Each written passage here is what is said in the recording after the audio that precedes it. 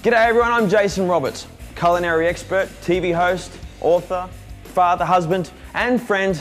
Welcome to my humble abode. And yes, it's the kitchen. It's the center of my passion.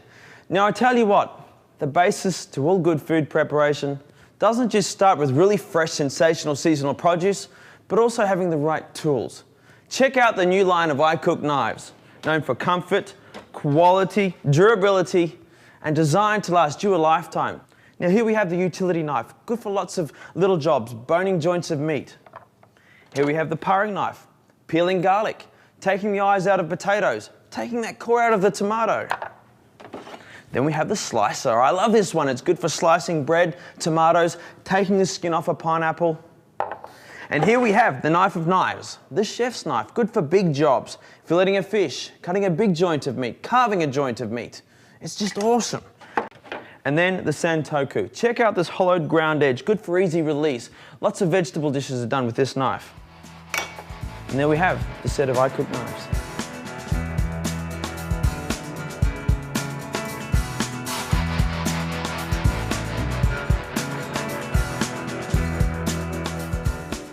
Now let's take a look at the design features and what makes iCook knives the right tool for you. Here's our chef's knife, made of premium grade German stainless steel using a drop forged method. And what this means is, not only is the knife durable, but once you get an edge on this knife, you're going to keep an edge on this knife. Think about the design features in this knife as well. They're made with you in mind. Not only do we have safety, comfort and control, but when we hold this knife here on the bolster, which is the center of balance, not only we're safe, but we have control.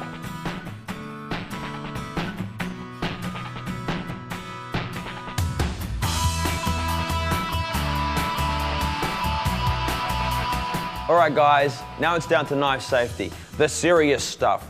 There's only so much we can do in regards to the knife and making it safe for you. We've done our work there. Now it's time to showing you the right way to hold your knife. If I see you doing this with your finger on top, where you have no balance, off with your fingers. Hey? What you really need to do is think about the shape of the knife, where we hold the bolster. Not strong, don't choke it, just hold it firmly. So when we're holding the knife, we're thinking about our other hand at the same time. We need to maintain our fingers and maintain our thumb. So let's just say we've taken a carrot, for example. How fortunate, here's one. We take the carrot, we hold our fingers front, our 4 front fingers to the front, our thumb behind. That way protecting our thumb. And then we're using the rocking notion of the knife. If I show you the knife here, and we have the curvature of the blade, that actually allows us to rock the knife. We don't need to be doing this.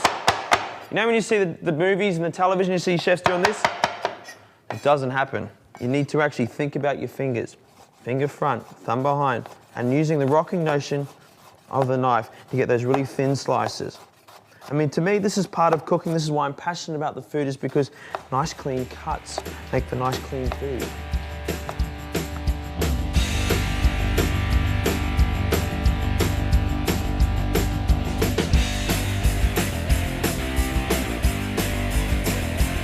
Now when it comes to knives, the chef's knife, he's the king of the chopping block. I love this particular knife because it just about does everything.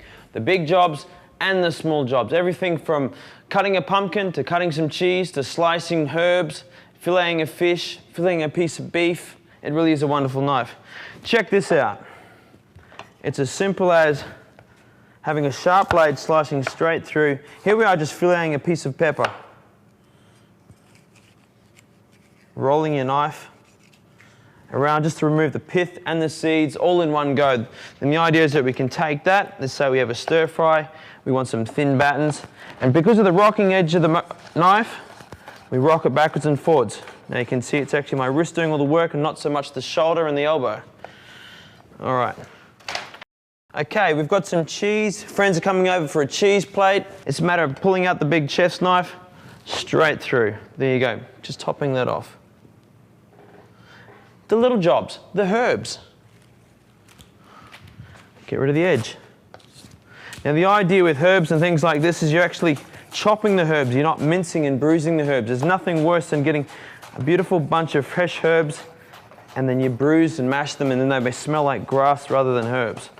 So once again, I'm using the safety of 4 fingers front, thumb behind, and using that rocking notion to get really nice little pieces of chive. So when it comes to king of the knife block, it's the chef knife.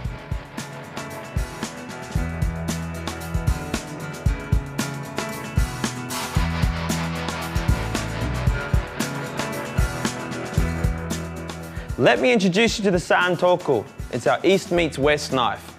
Okay, it's of Japanese origin, basically meaning three good things: chopping, mincing, and dicing. And it really does. Now have a look at this particular shape of this knife. We have a dolphin nose, which gives us extra strength. Our hollow ground edge here, what that does is allow vegetables or whatever is slicing to actually come away from the blade. So let's take a potato for example. We want to slice it. I've barreled it already. Thinking about safety, thumb behind, four fingers front, and using it as slicing down motion. And when you get a little better, you get a little quicker. So just push that to the side. I mean, that's just basic everyday vegetable preparation. If you're making dinner, you're doing stir fries and risottos and soups and things like that, you're always going to use this particular knife. Now let's say we can do a zucchini for example. See, the slices just come straight off. It's not sticking to it. And then we want to make a salad. We might do a little julienne. Slice back the other way. And we want it to be even more delicate. We could do a little soup or a little risotto, thrown in last minute to an omelette. Just like this. Back the other way. A fine dice of zucchini. I mean, the santoku, our East meets West knife, makes life a lot easier when it comes to doing a lot of preparation with vegetables and fruits.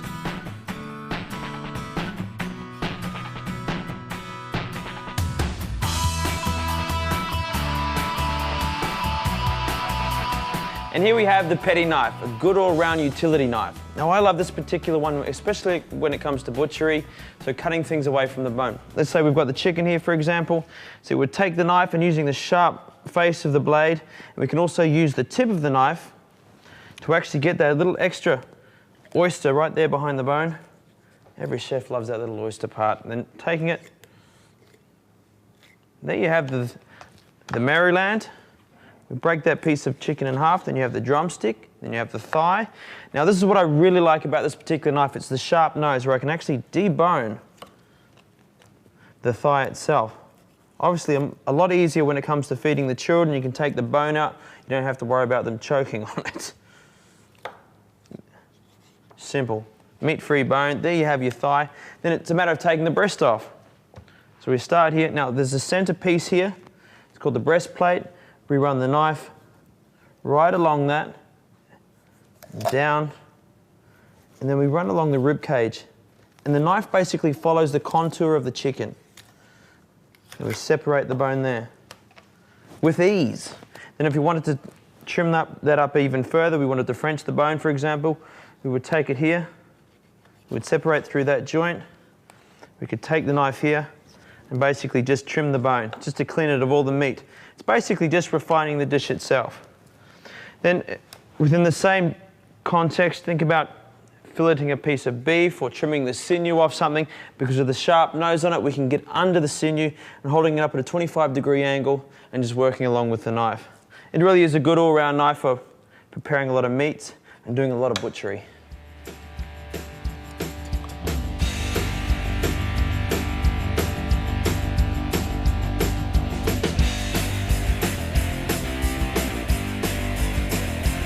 Now it's time to meet the paring knife. He's my little friend. This particular knife's fantastic when it comes to detailing, doing all the little jobs. So if we take a tomato, for example, and we want to take that little end of it out, basically running your knife, using the tip of the knife being light and sharp, just to remove that core in one go. It's part of refining the dish. All right, let's say we wanted to take the core out of an apple. The little fella couldn't chew through that. Cut through your apple, give you a half, then into a quarter, and then to take the core of it out, in one go. There you've basically taken all the seeds and the heart of the apple out. Then let's say we wanted a radish, for example, for a salad. Basically, just cut it in half, maybe into quarters, and then into eighths. Stay within the contour of the vegetable itself, so it still looks like a radish. I mean, this little knife is actually good for a lot of things, not just the vegetables and coring the apples, but when you're trying to do a little bit of artwork and the detailing, it's Halloween, you want to take the eyes out of a pumpkin. This is a fantastic little knife. Go the paring knife.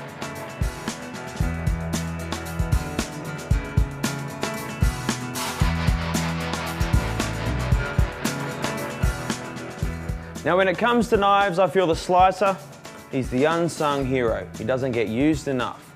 Maybe he should. Check out his teeth. Now I love this particular knife because it's well balanced. The weight of the knife is perfect when it comes to slicing anything from bread to soft, juicy tomatoes, to pineapples, to oranges, to lemons. So the idea is with this particular knife, held firmly, not choking. Same again, with safety, fingers front, thumbs behind. Rather than doing this, getting rough cuts, the idea is to in, out, in, out, in, out. All right, too easy. Take the pineapple for example. What do I do with this thing? Too easy. The idea is to take the top off, take nice slices, then following the contour of the pineapple, running around the edge. This way you're not going to waste it, you're just removing the skin and the husk. So think about summer, pineapple, juice, then taking it in half. And then maybe with your other knife, or even this one's fine. Just slices like this. And it really is delicious.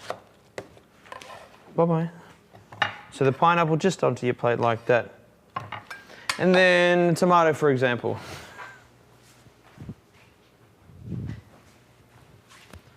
So thin slices are made really easily.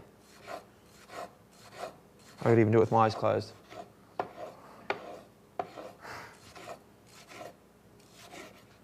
And there you have the slicer. It basically does all the work for you. Think about those big jagged teeth.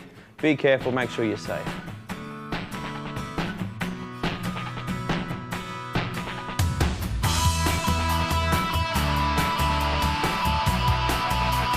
Now when it comes to multi-purpose kitchen tools, you'll not find anything more significant and durable than the iCook multi-purpose kitchen shears. From tip to toe, they're made of premium grade stainless steel. If you're left or right-handed, it doesn't matter. You can use them in both.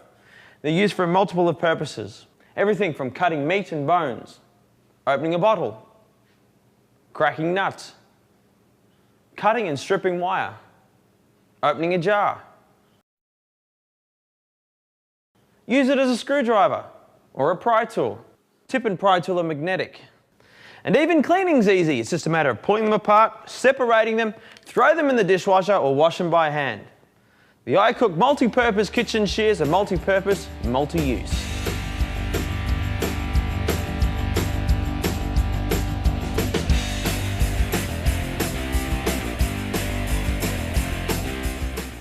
Now that you're done with food preparation, it's important to remember that longevity of your knife will depend upon cleaning and care.